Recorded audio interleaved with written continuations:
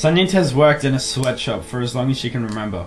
At the end of a 12-hour shift every day, she leaves the basement from her work with her absolute minimum wage and walks home to her sick mother and dying baby sister.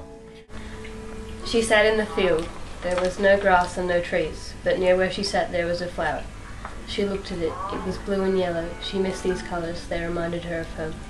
The girl slaves disappear from the slaves' quarters at night and the boy slaves are worked to the bone during the day. I'm sorry, that's all. Yeah, but it was too late for her. She had been beaten and forced to work. She didn't want to leave because she hadn't the power to have the will.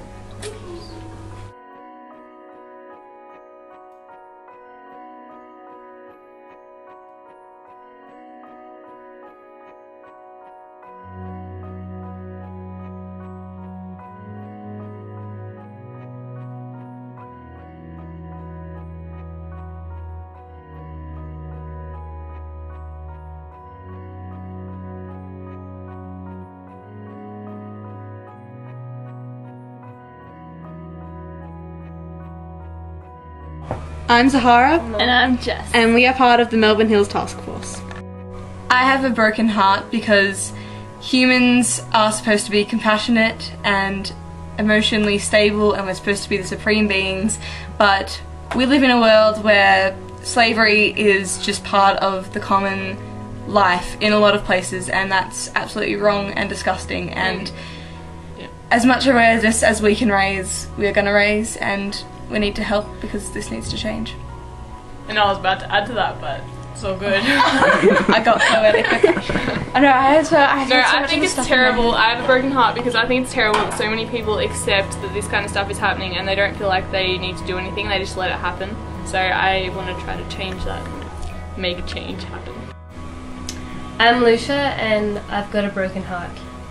I didn't know that anything like what's going on in the world with the whole slavery issue would ever happen, and when I found out that it did, I just thought that this is so bad and it really needs to stop, and there are so many things in the world that will happen and this is the one that really matters.